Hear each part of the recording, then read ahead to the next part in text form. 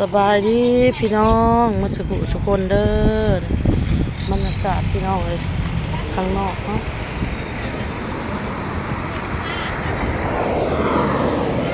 รถกาลายพี่น้องเที่ยวทางวันมันออกมาขายเครื่องรางการถ่ายทำของiPad เดี๋ยวพี่น้องได้ไปถ่ายทำมีผู้ใหญ่ใจดีสนุดหนุนให้เด็กๆกินส้มตำแล้วก็ปิ้งย่างของอ้นน้อยแม่น้อยก็ส้มตำพี่มนเนาะพี่น้องเนาะอ้นอ่ะนี่มันนี่อ้นกับมีลูกสิ้นเด้อพี่น้องเด้อมีหัวใจ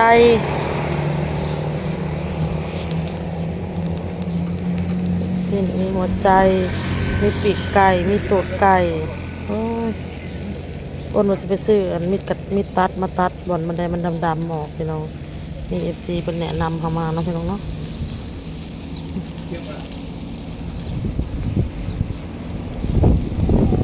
ของขายเขา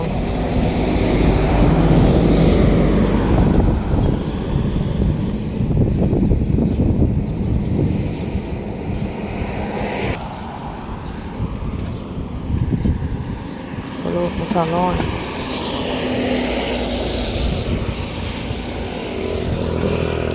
บ่าวเต้เพิ่นบ่ได้ไปเฮ็ดงานก็อยู่เฮือนเอาลูก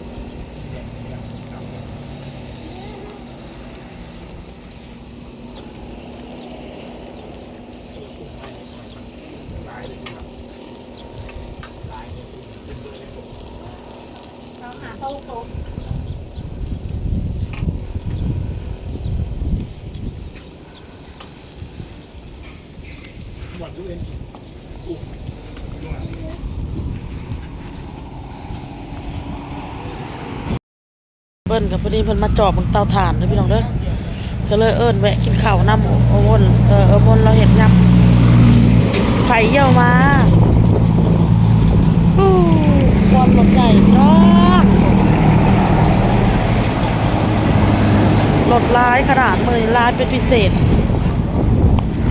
ค่ะ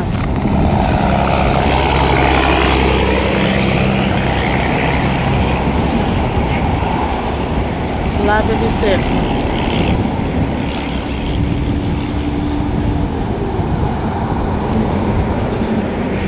มีแต่เสียงรถใหญ่นะพี่น้องเนาะกายไป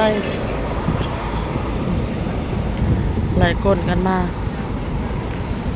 สวรรค์ท่าแขกรถอันนี้อ้นก็เคยขี่มาแล้วพี่น้องเอ้ยตอนอ้นเมื่อมหาชัยปิ้งนี่ล่ะพี่น้องปิ้งแล้วล่ะก็สิเข้าเมื่อปะให้ไอ้เพชรก็มนขายให้อ้นก็ได้เมื่อถามลูกถามผัวกินข้าวกินน้ำแล้วบ่ออโต้ก็เท่าออโต้กับบ่าวเต้เนาะเพราะว่าถ้าบอลอยู่น้ำแม่เด้ถ้าบอลเพิ่นกินน่ะแล้วกินตำไปกับลุงแล้วเนาะรถตันทางเด้อคุณพี่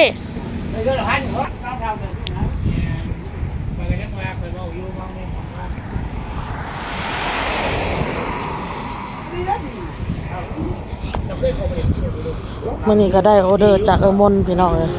จากผู้ใหญ่ใจดีจากเมืองนอกพี่น้องเด้อ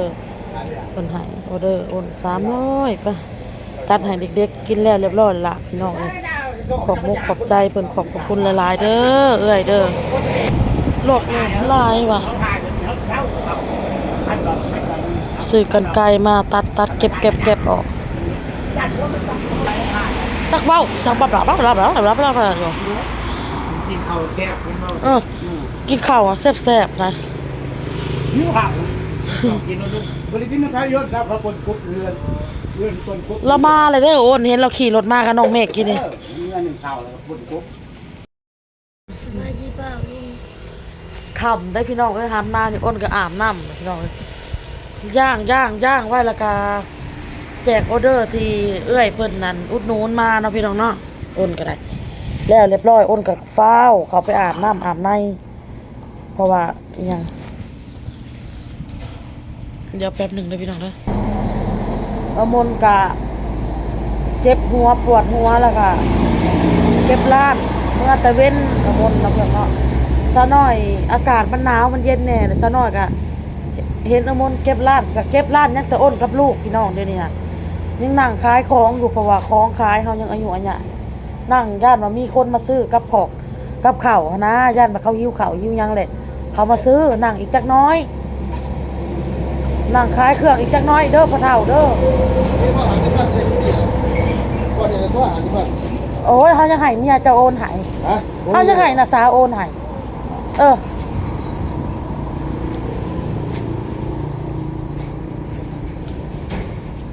นั่งขายอีกจักน้อยก่อนพี่น้อง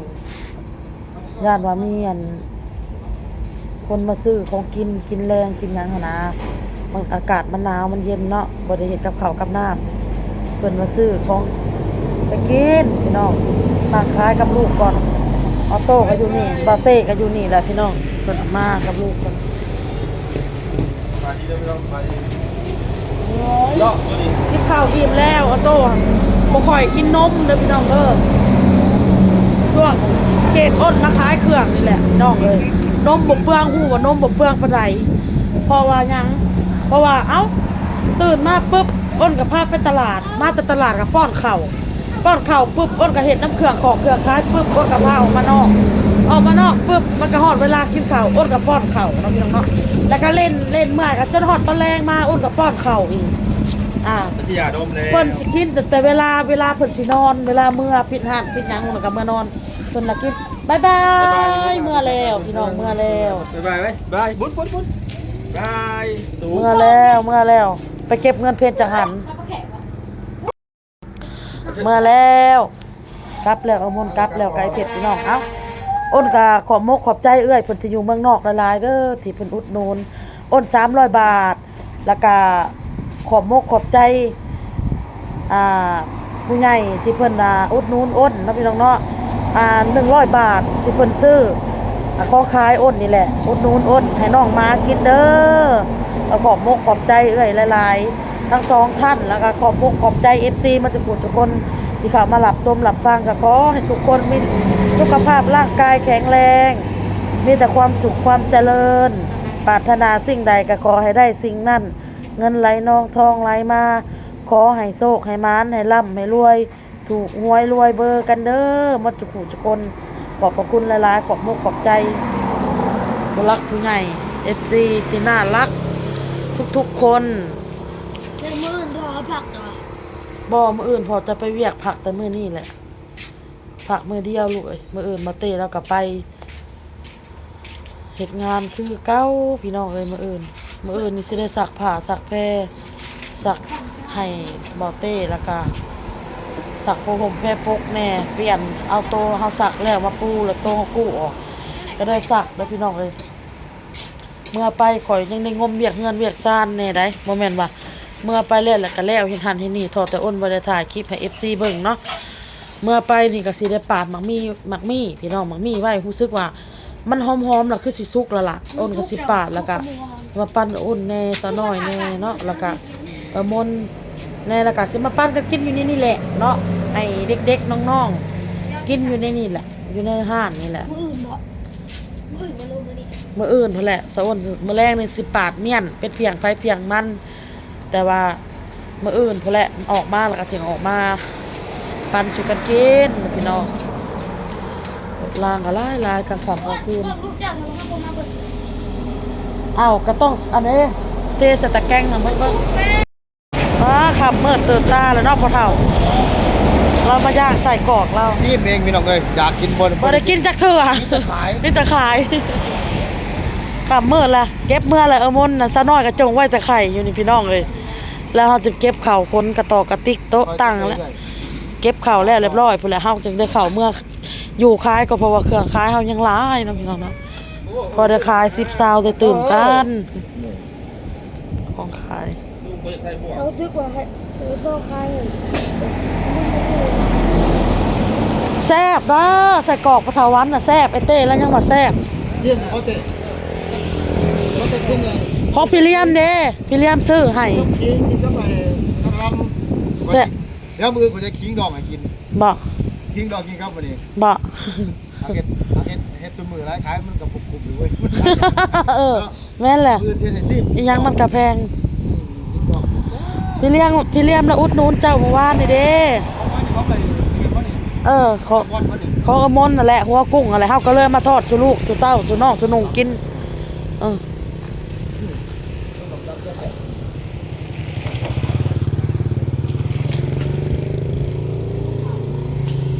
เอาบ่ตามโซ่เลย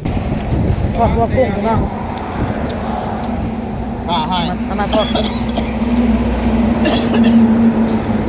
กล้าให้เลย พี่น้องคลิปนี้ก็ลาเลยเด้อพอกันคลิปหน้าพี่น้องเอ้ยเพราะว่ามันค่ำมันมืดแล้วอ้นสิไปซื้ออันน่ะแป้งพี่น้องไปซื้อบุรสหั้นนะทูเครื่องซักเครื่องแล้วก็